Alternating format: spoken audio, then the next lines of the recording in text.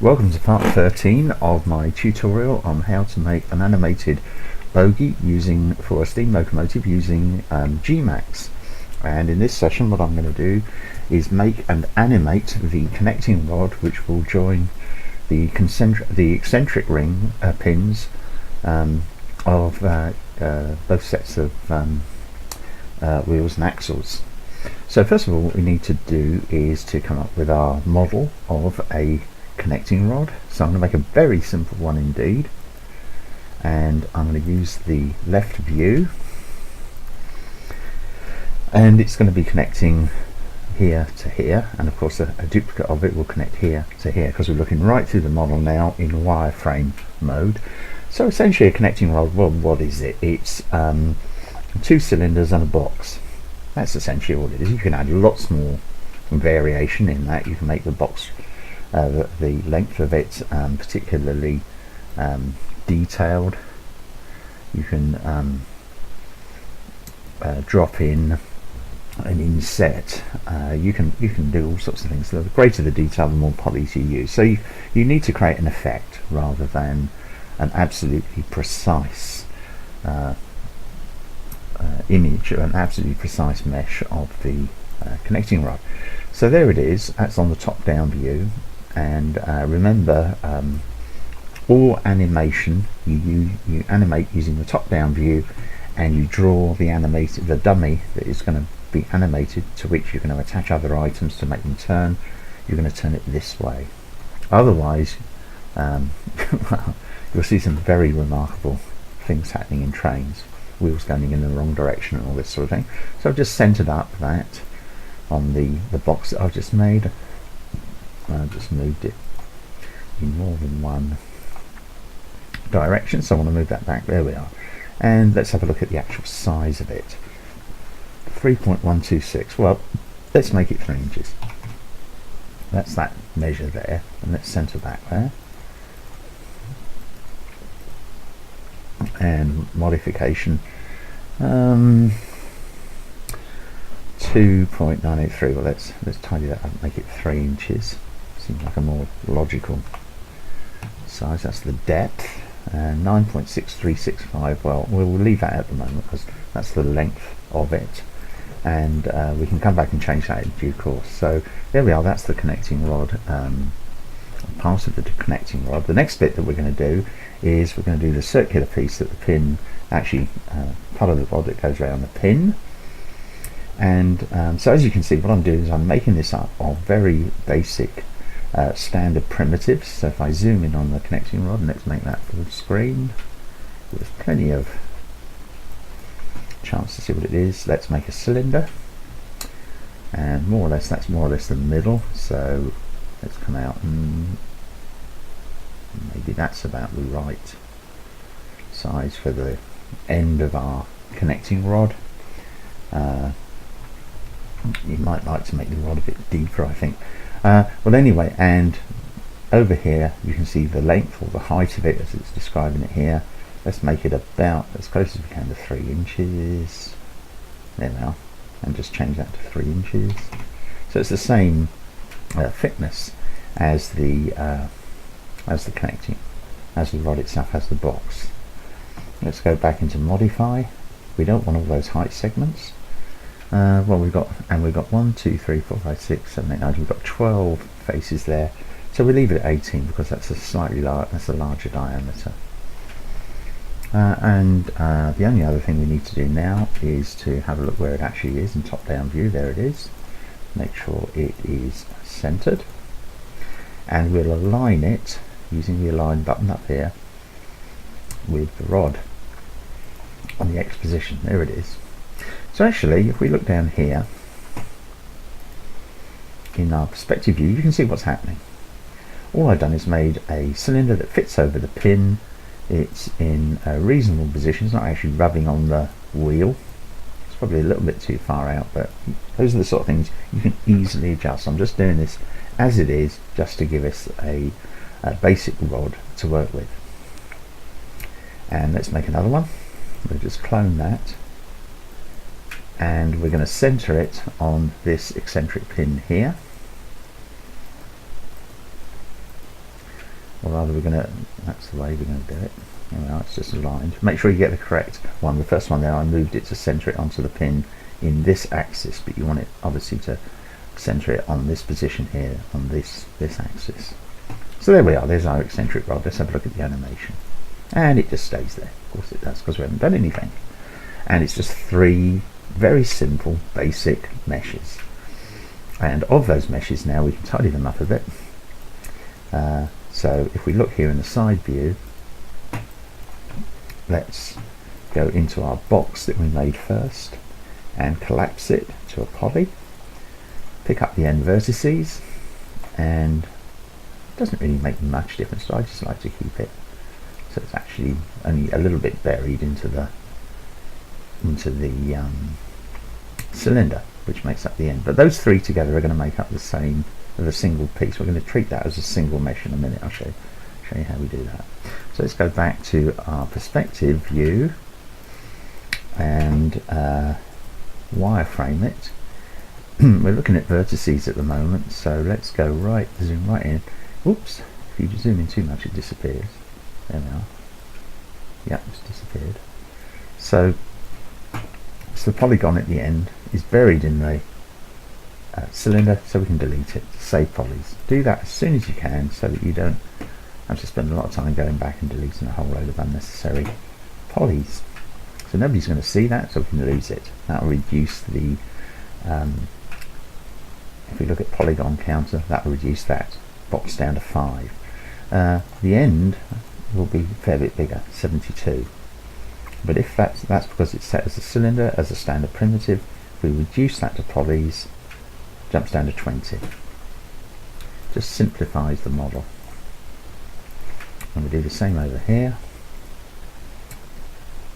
Editable poly 20. So instead of 144, 149, we're now down to 45. That's 5 for this and 20 for each on the cylinder at each end. Okay, so now before we go any further, let's just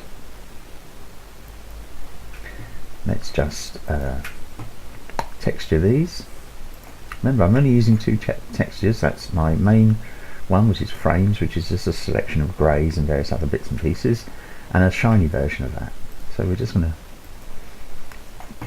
texture it with frames, and we just choose, that's our cylinder, so let's just choose one which is just a little bit different to the others that we've been using, and it's a slight difference, which is enough to make it stand out from the eccentric pin. Of course, if you've got locomotives where all of these things were part of the livery and they were highly coloured, then you can add, include the livery colour into your own texture,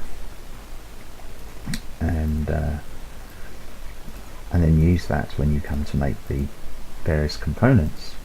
So this is very straightforward. I'm not making this in any way complex.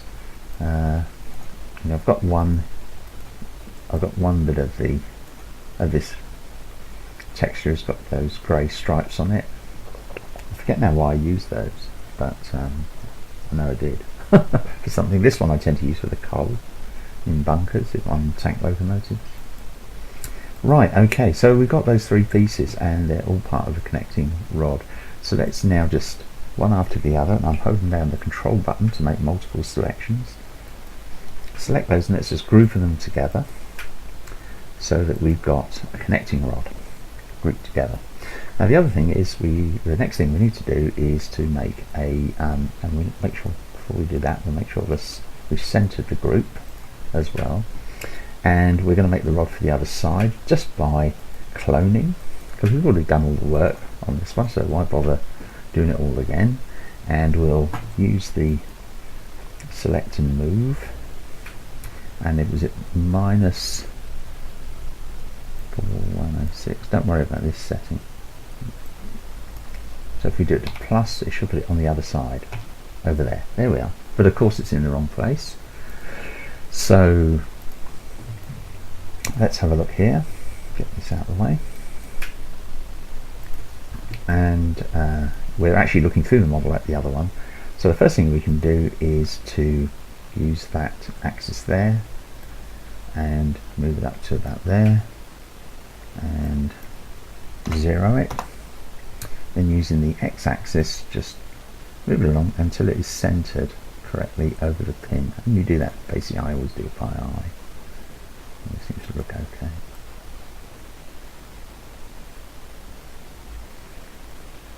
Yeah, you're not gonna worry about the fractional variations at this stage in this, or at all, I think. Okay, so there we are with our connecting arms. Now we want to get them animated, and that's the object of this tutorial. And here they are on the top-down view. And remember, we always work on the animation in the top-down view, and it has to be top. Make sure you've always got that in the top left window is the top-down view. Okay, so we've got two there. Well, we've got to animate them, and clearly they've got to be attached to something. They've got to be attached to a dummy.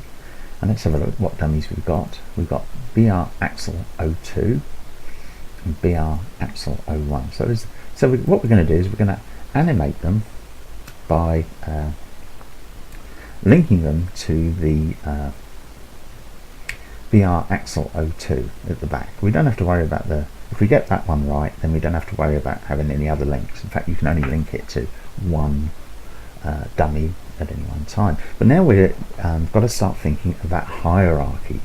Remember I showed you here display subtree, and it's a hierarchy, and we've got the two dummies with all of the components that are linked to them to make them turn. That's the wheels and the axles, and then we've got two other groups here. Now those are the current connecting rods, and they're not connected to anything, but that is going to be important. We need to keep an eye on that to make sure we've got everything connected right. So back up to our, won't let me leave that open because it's a selection box. So we come up to our helpers, or whatever they call that. Is it called helpers? Helpers, there you go. Got it right. And we'll make another dummy. I tend to make these a bit smaller. We'll make another dummy over here. Okay, and on this one over here we'll call it, and this is completely up to you, so long as you know what it's called, what it means, then you can call it what it like, but you must start it B.R. connecting rod 01. I'm going to make it all one word, connecting rod, all one word. Okay, I'm going to make this one over here. It doesn't matter about the size of these, as long as they're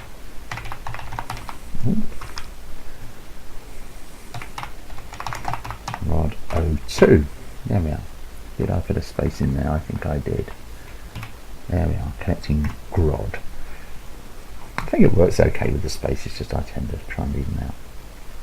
Okay, so what we want to do is our first dummy, which we're going to animate, is going to be centered on our eccentric pin. So here we are, we're using this to align it, and we've picked up the cylinder of the eccentric pin there, X, Y, Z. So it's centered on the eccentric pin, and if we come out here, here's our other one, and we're going to align it directly onto, very carefully, onto that cylinder, X, Y, Z. Okay, and you can see there they are. Look, there's the one we've just done, highlighted. There's the other one, and now we're going to take this and we're going to link it to BR. Let's just display that subtree again. BR Axle 02, which is the one in the middle here. You may be beginning to see where I'm going with this. And then there's the other one, and we're going to link that again to BR Axle 02. So when we turn on the animation, because they're now linked to this dummy, they're a nested dummy linked to this the hierarchy, they should turn round. There they go. Now you can see where we're going. Pick up the mesh for the first connecting rod, and we're going to link it to, see how the hierarchy has changed now, and those dummies are now part of the hierarchy controlled by BR Axle 02. We're going to connect it to BR connecting rod, the dummy that I made here, link. and it flashes briefly. And this one, you've guessed it, we link to VR connecting rod 02 link. And now because these dummies are linked to this dummy, which is rotating, then these rotate, and everything that's attached to these will rotate as well. Let's have a look, see if it happens. Get rid of the texture, we're done with that.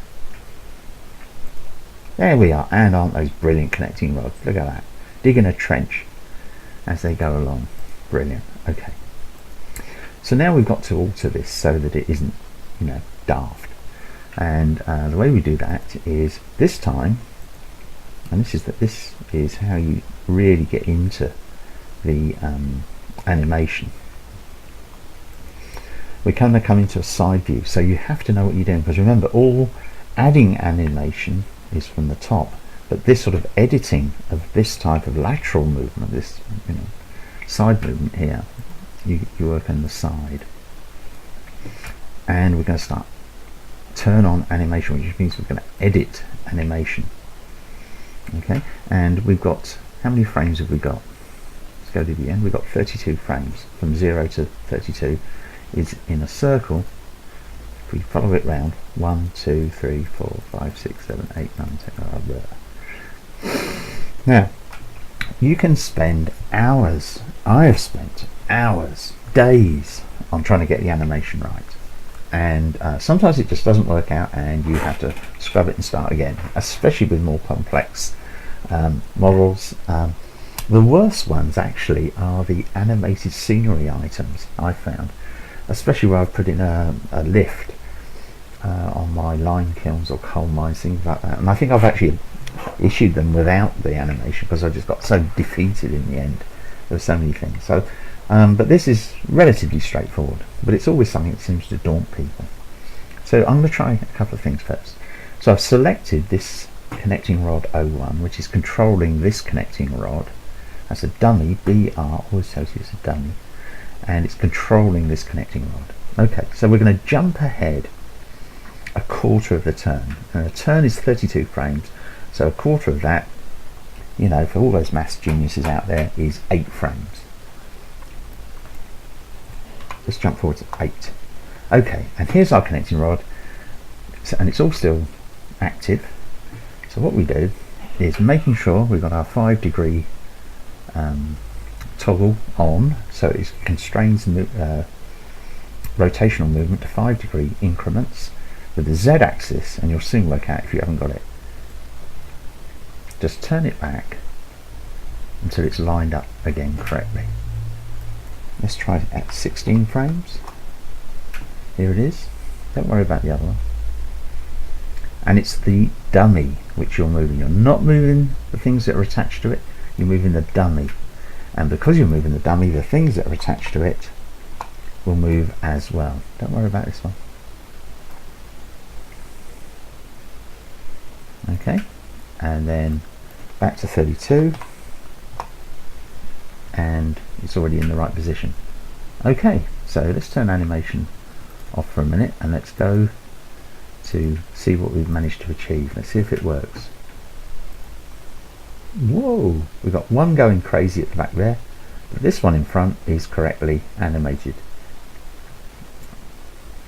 No, it doesn't look like it because that thing's flashing away in the background, so we're going to fix that one now.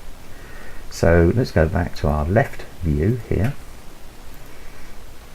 and now it's the other one's turn. Turn on animation, make sure you do that, otherwise chaos. Turn on animation, change it to frame 8, and the one that we did last time is already fixed, so we don't need to worry about that. So this one, just wind it back 90 degrees till it's lined up on the eccentric pin. Jump forward to 16 and wind it back, and 24, wind it back, and just check that 32 it is back. Don't you love Trainz? Look at, don't you love Gmax? Look at that, it's wrong. What the heck has happened there? Let's turn that off, let's see what happens. Now there's something wrong that you can see here. If we go here, go back. This is what I mean about animation. So we're all right to, I think it's at 24 frames. We hit a problem. 1, 2, 22, 23, 24, 25, look, they're out. So what we do is at frame 25, so we've got 8 frames, so instead of 25 we go to 28. Go back to our left view. This is what happened. I don't know why. There's probably somebody out there who can tell me what I'm doing wrong. So if you are one of those people, tell me. Drag it back and drag back the other one. I've sometimes had to do this frame by frame and turn the animation off, see what happens there. That's going backwards, so that looks okay. That going forward past frame 28. I'm just clicking away here with the mouse. 28, 29, no, 29 is wrong. 30, 31, 32. So let's go to frame 32. Let's try that. Pull those back. Well, it's not difficult to adjust it. Okay, let's go backwards.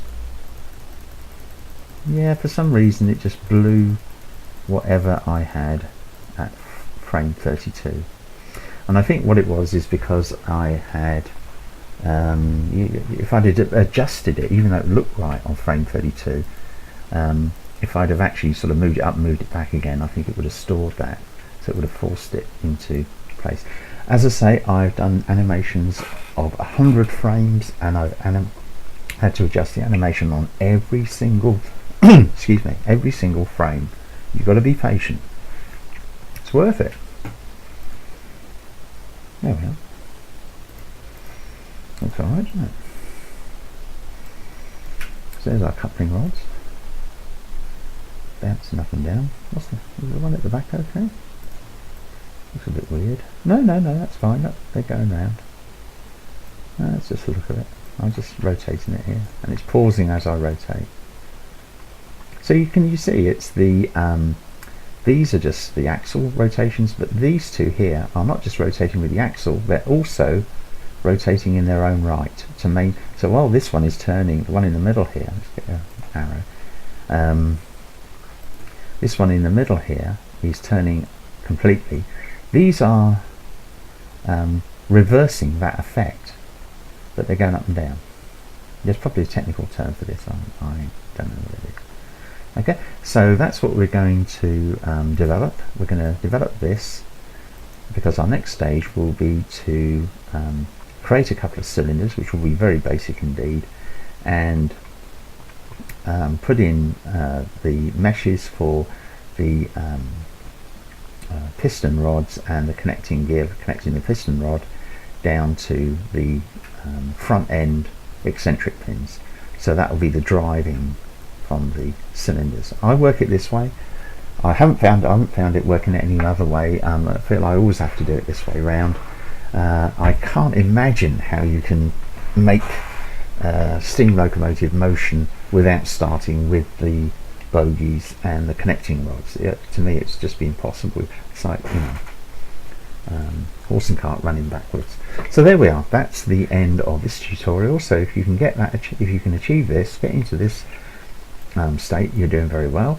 Don't get frustrated if you're having fun with those dummies, and remember you can edit it frame by frame down here, but hopefully by doing it in blocks like I was doing every 8 frames, you'll get most of it done, and then you might just have to tidy up the last little bit. But the only other thing now that I need to make sure, now I made sure that the world origins of the these things up here, effect, pivot, center to object, and all that, I made sure that to stop that, get it back down to 0. I think these are already set. That's something actually you need to do. I should have said that at the beginning. You need to make sure these are right before you go any further, before you start even animating. But they are right. They are right. Lucky me. And we know these are right. And just to let's ungroup those.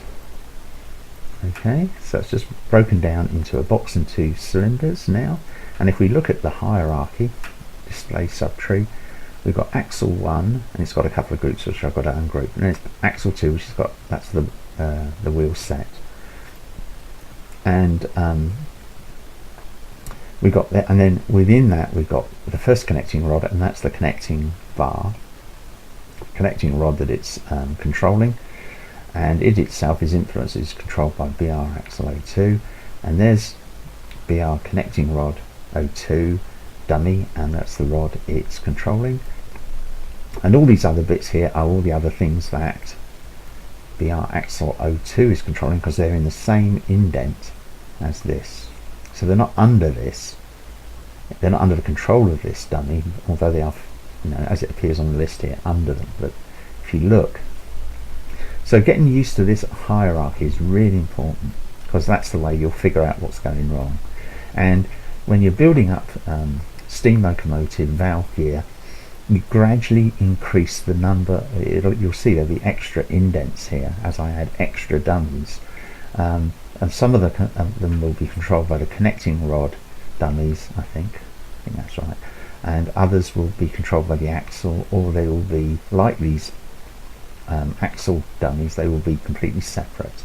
And in fact what we do then is we create another dummy at XYZ000 and call it BR, something like BR base or origin, and everything, all of these ones here, then becomes subordinate to that as well, and that doesn't move or do anything. It's just providing the bogie with a center point, because on the locomotive model, when you come to do the body, you'll include a point, so it's one of these, a point, not as big as that though, on the locomotive body, which will have a name to it, and in the config file you tell the loco of the loco itself.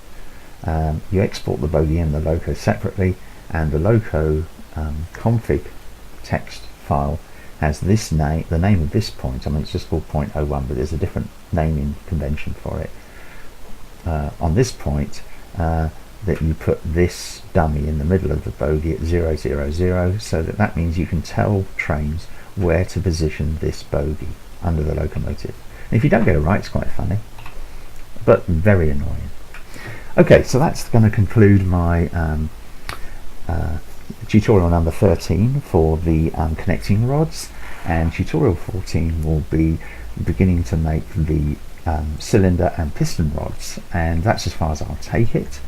And but I will show you at the beginning of tutorial 14 the finished bogie for that Letterkenny and Burtonport extension railway locomotive, which I showed you in an earlier tutorial, just to remind you what we're going to build up. And you'll see then, I hope, how I've managed to do it, and how actually it's a lot simpler than the nice flying around levers and all the rest of it look. So there we are, that's the end of number 13. Please subscribe to my channel, and please let me have any comments or whatever that you might have, any queries. And we're going to remember to save this. There we go, and we're going to save it as, and I should have done this earlier on when I was mucking about with things, we're going to save it as 1.1. There we are, save. Right, that's the end of this tutorial.